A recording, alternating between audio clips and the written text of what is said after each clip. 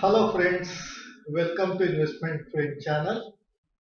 Today we will discuss one leading global player in the chemical industry called Clean Science and Technologies Limited. According to company's claim, it is a leading player in the specialty chemicals industry. In fact, they are the largest manufacturer of some of its products as per the claim of the company. It's an amazing R&D play. I would come to that a little later during the course of this video. But what they claim is that clean, green, innovative chemical process using catalytic chemistry. That's what the company claims. That they deploy these kind of chemistry processes, and what they say is that because of catalyst chemistry process, their margins are really high because nobody else, or maybe quite a few players in the world, they may be having that kind of technology. Otherwise, the other manufacturers will not have access to this kind of a technology, due to which naturally their margins are lower as compared to this company. In fact, in the con call, in the first con call after the public issue, the management has clarified about this catalyst.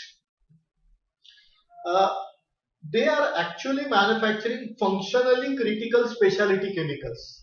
That means without using this company's products, the end products will not be manufactured. So this is that way very critical component of the entire manufacturing process of the end product. So in this kind of specialty chemicals, they have got three kinds of business segments, we can say. The first segment is performance chemicals like MEHQ, BHA and all that. The second segment is pharma intermediates. So naturally you will imagine that with the growth of pharma, naturally these companies' products will be in demand. The third one is FMCG chemicals. Of course, this segment is lower as far as revenue is concerned, but nonetheless, they have introduced these products, which consist of something like 4-MAP and anisole. So these kind of products, and in fact, they are developing quite a few products. As I said, it's an amazing R&D play. I'll just explain how what kind of R&D play this company is playing, due to which their raw material cost, or the operating costs are naturally very low as compared to their peers in the industry. Anisole, as I just said, it is a key starting material for MEHQ as well as 4-MAP. So anisole they are manufacturing with the help of anisole. They are able to manufacture MEHQ. They are also able to manufacture 4-MAP. From anisole to MEHQ, when they are doing, there is a byproduct which is generated, which again is a specialty chemical. Secondly, during these processes, there are hardly any influence. In fact, according to the claims of the company, in some of the cases, only water is produced as the final, waste as such.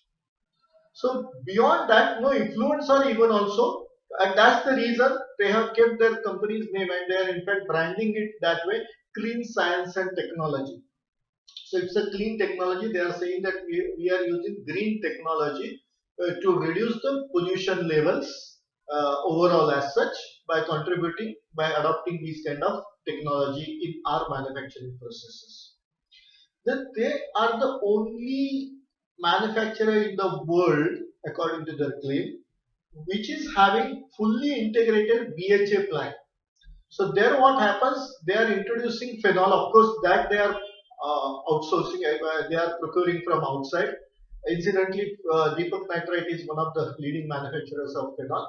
So they are procuring phenol, but after phenol, everything else which is required in the process is in-house, like phenol to anisole, then to MEHQ, and then to BHA.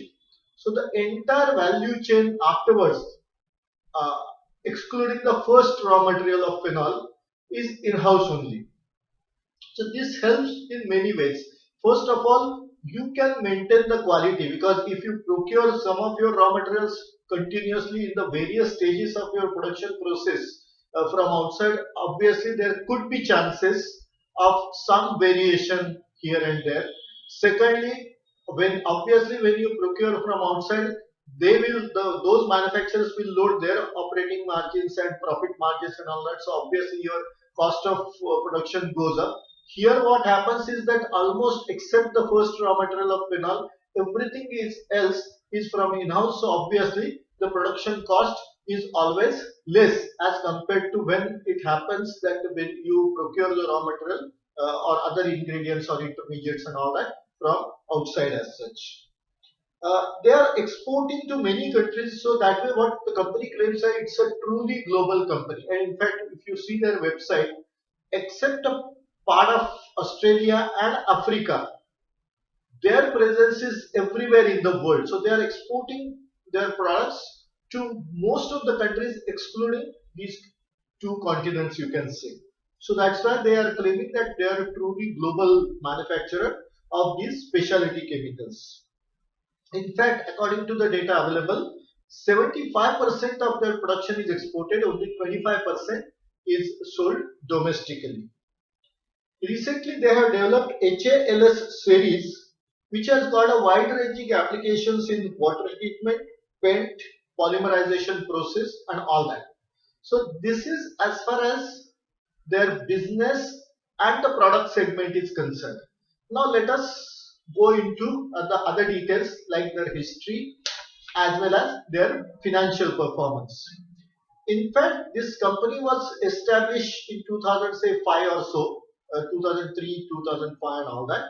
But it was recently listed. In fact, the shares were listed in July 21.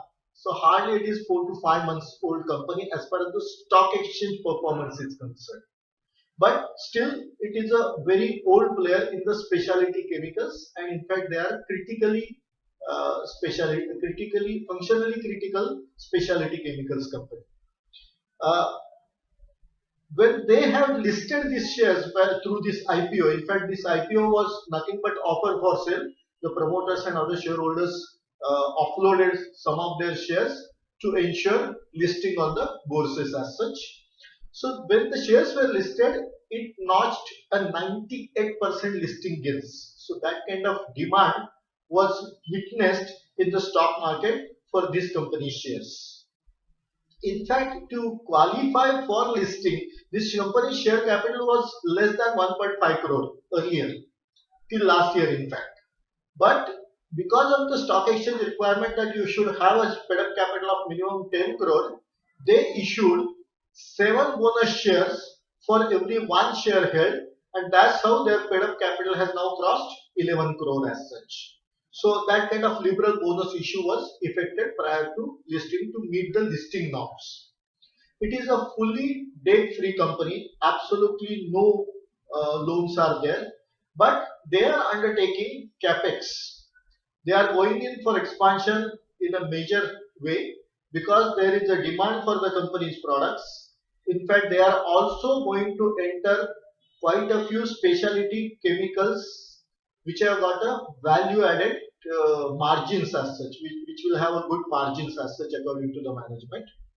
Uh, this expansion, what I am telling you, it is being done through internal accruals. In fact, last financial year, they spent 90 crore on this by way of capex. In the current year, they are expecting to spend something like 100 to 110 crore by way of capex. Everything is made by internal accruals. The profitability, if you see, the last 5 years profit CAGR is almost 49%. In the FY March 21, the turnover was 512 crore and the net profit was 198 crore. That kind of operating margins this company is enjoying because of their R&D play. That's the reason I'm saying that it's a beautiful R&D play with the help of which they can generate a very good operating margin, because since the technology is in-house, And in fact, according to the management, they have got two fully developed R&D labs within the plant itself. And it is both the R&D labs are running three shifts with 40 odd scientists working in the R&D labs. So that kind, and they are focusing continuously on R&D and D and developing the catalyst processes and chemistry and all that, with the help of which they are continuously trying to improve their operating margin. In fact, in the last quarter, the raw material prices had gone up. That's why there was some pressure on their operating margin, but they did not increase their prices to that extent. They in fact absorbed some of the raw material cost increase because of their high operating margins, because they said that we have got certain long term contracts with the customers, and for us customers loyalty is most important rather than approaching the customer every now and then for small price increase. So when we can withstand these kind of price increases to some extent, we definitely will abide by our contractual terms. That's the reason. In last quarter, June quarter itself, they had some pressure on the operating margin, but in the September quarter again, the pressure seems to have been eased, and it appears that now the pressure will no more be there. Uh, Again, this is not a recommendation, a disclosure and disclaimer that I am not a SEBI registered investment advisor. My family and myself may have investments in this company, so my views might be biased. So you may take your own call. If you have liked this video, please press the like button. Please subscribe to the channel and also share this video so that others also will get the information. Thank you very much for watching this video. Goodbye, Sri Ram.